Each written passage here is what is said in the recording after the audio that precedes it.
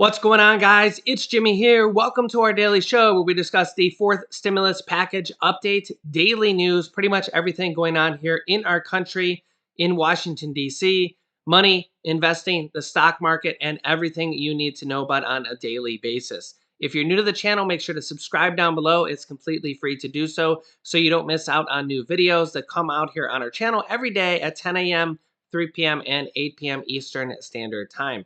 And if you find these videos helpful, don't forget to hit the like button for us down below. There's a lot going on here. A deal has been made here in both the House and the Senate here today. A lot is going on here. One piece of the puzzle here. Check this out.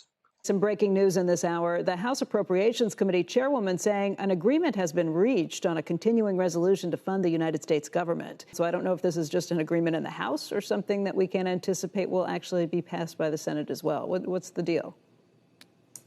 Yeah, Becky, this process is a little bit complicated, but it starts with an agreement on a timeline, and Democrats are now saying that they have that agreement with Republicans to fund the government ahead of tomorrow's deadline at midnight. Chairwoman Rosa DeLauro is saying that the deal would last through February 18th. It doesn't include any special funding measures or so-called anomalies beyond a $7 billion allocation for Afghanistan refugees. She said that the House will vote on this measure today, and then it would head over to the Senate. Unclear how long it would take the Senate to process this vote because of that threat from conservatives to delay any votes because of their opposition to the president's vaccine mandates. There is little doubt that this will eventually pass in the Senate, but if some conservatives do draw out this process, that could mean that the Senate would miss the Friday at midnight deadline in order to fund the government, send the government into a technical shutdown, but then eventually pass this bill sometime over the weekend. So the important thing is now they have an agreement on a date. That date would be February 18th. Now the question mark is how long will it take them to actually finally pass this vote? There are no more levers for the Treasury Department, for the Secretary of the Treasury or anybody else to pull to say, even if it doesn't get passed by midnight, that what's a technical shutdown look like at this point?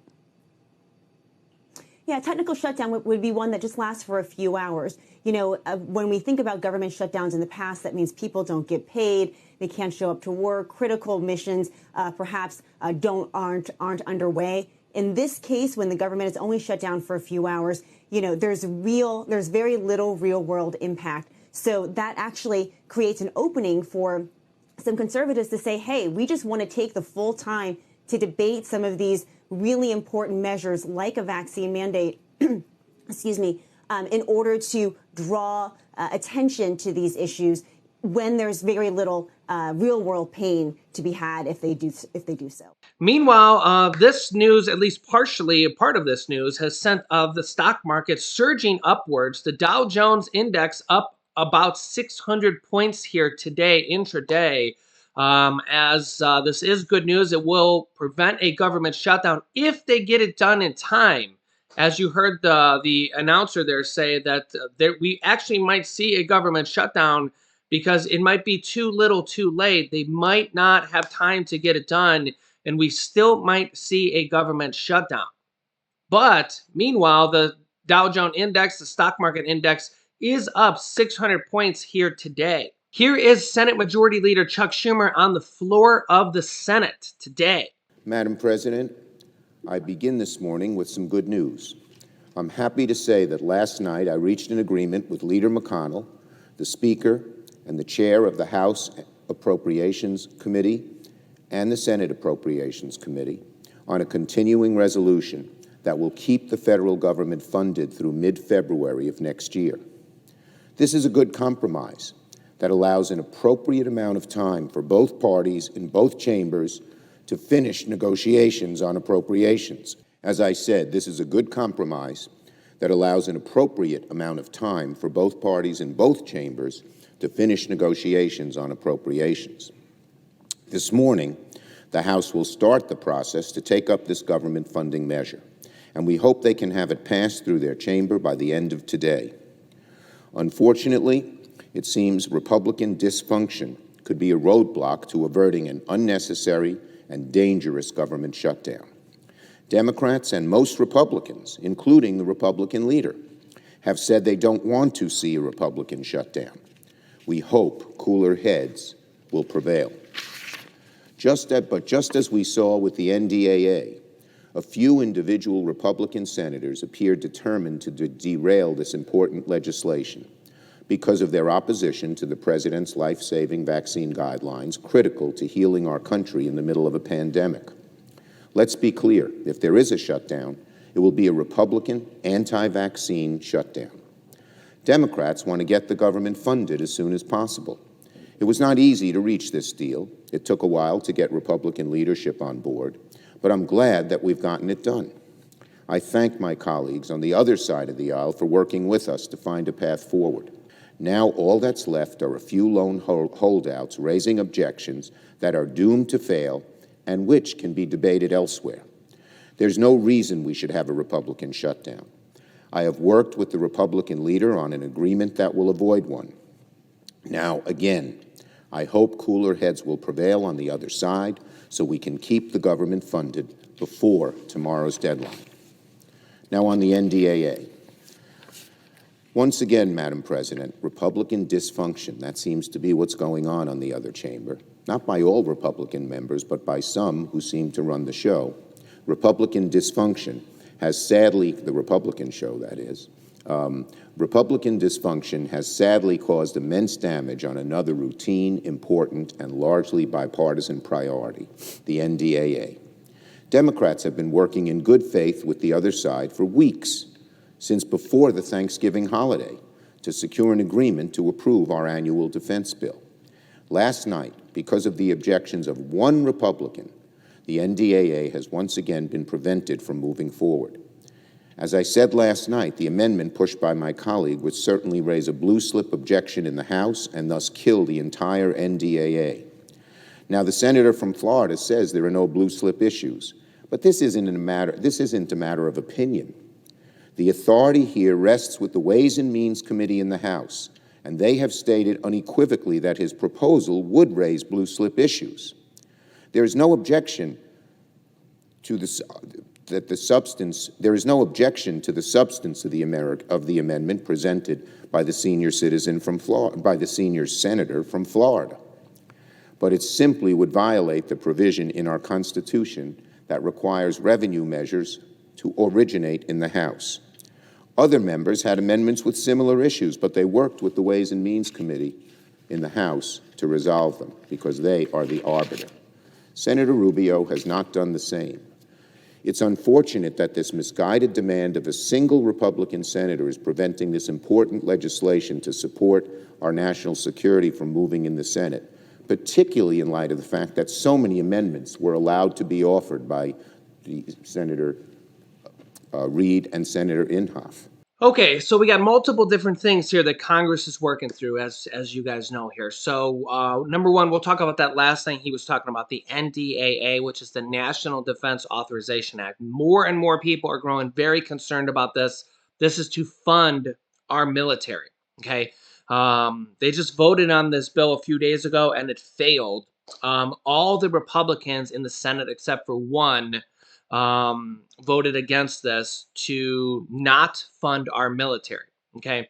And as you heard Senate Majority Leader Chuck Schumer say that one Republican blocked it again last night. So as of right now, they will not be able to fund our military.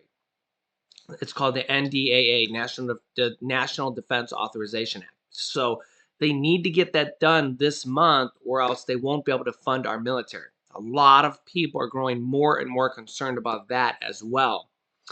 So, yeah, there's an update on that. Now, remember that I'm not Republican, I'm not Democrat. Chuck Schumer needs to be very careful about the way he goes about presenting these speeches, you know, the way he slams the Republican. You know, he's got to make deals with the Republicans, but yet he goes about talking about Republican dysfunction. It's interesting. You know, now I'm not, Mitch McConnell does the same thing. It's weird how they go about deals in Congress. Imagine if you were sitting across the table with somebody and you were going to make a deal with them.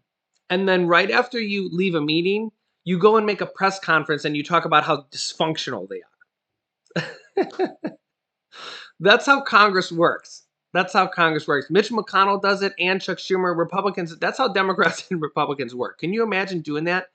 Imagine you were gonna do a business meeting with somebody. You were gonna do a business deal with somebody. Imagine like my company and your company, right?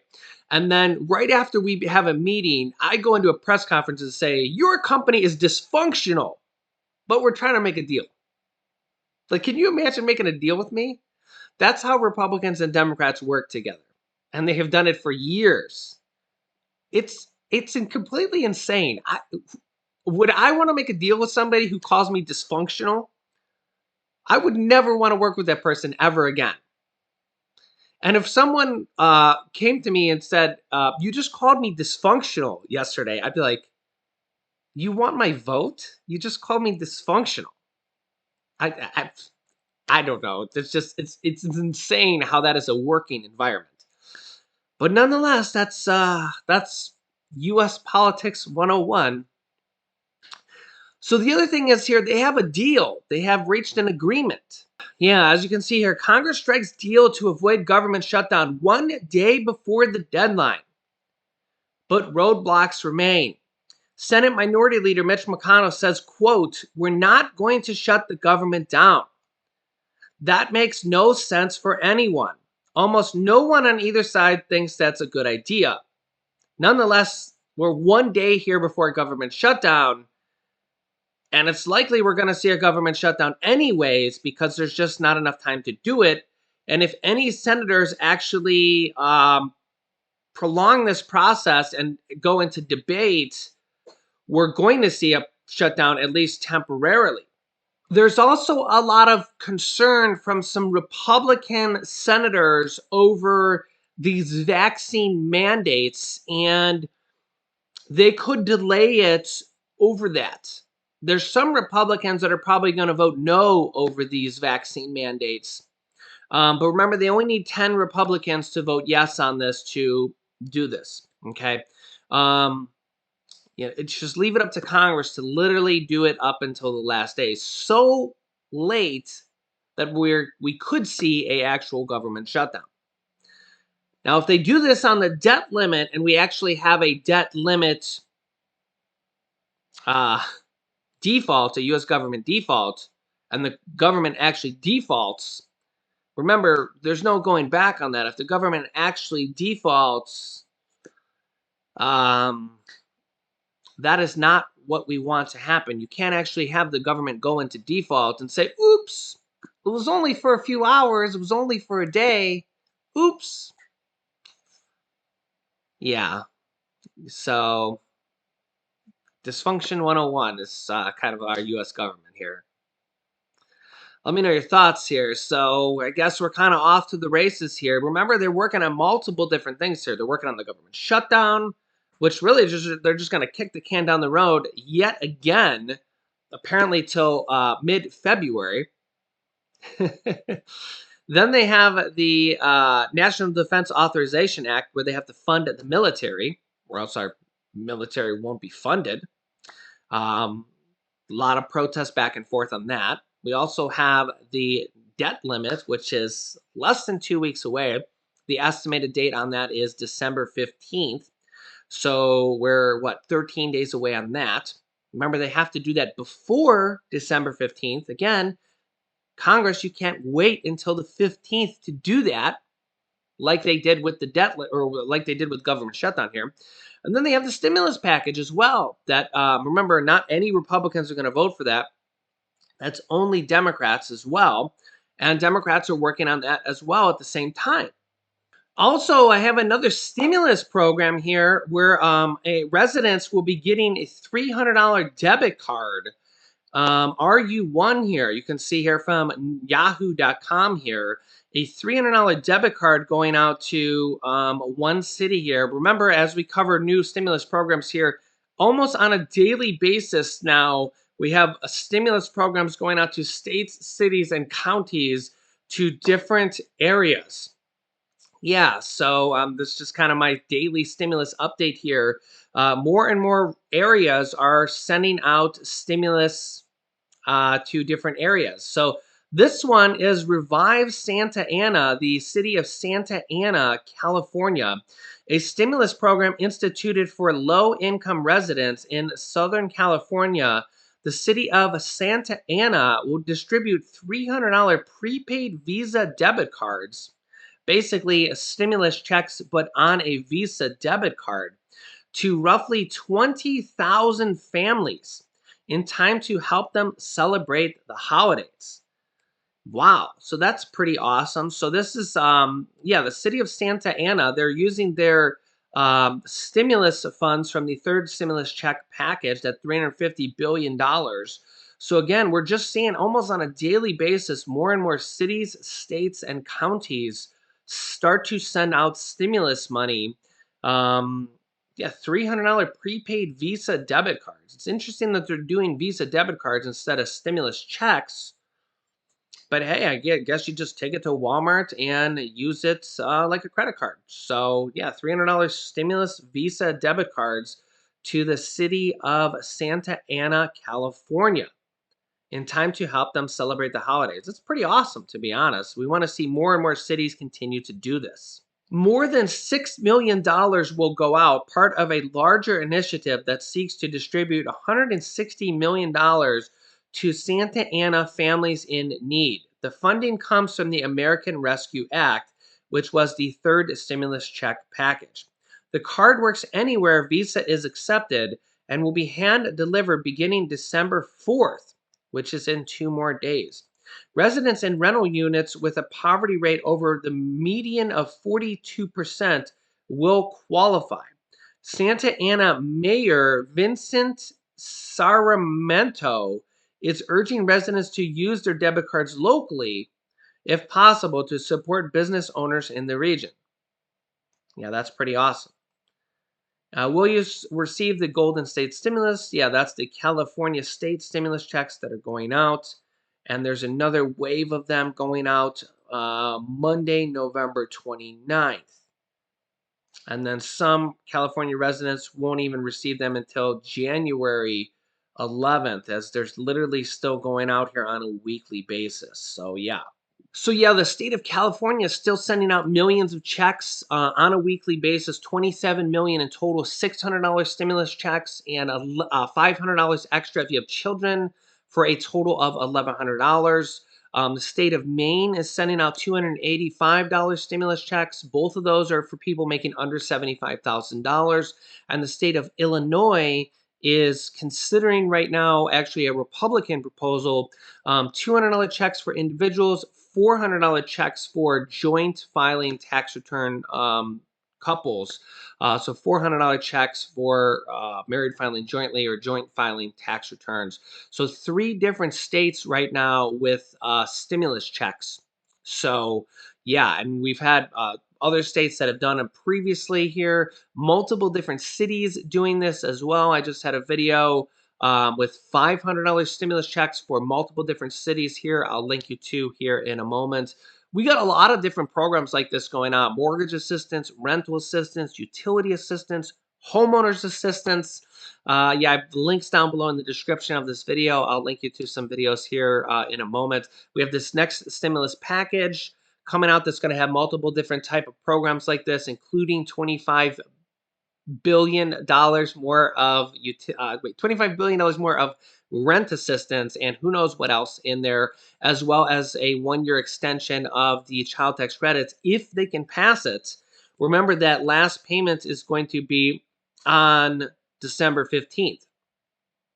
Yeah, so time is ticking. And I mean, honestly, at this point, anything is possible because we're running out of time here.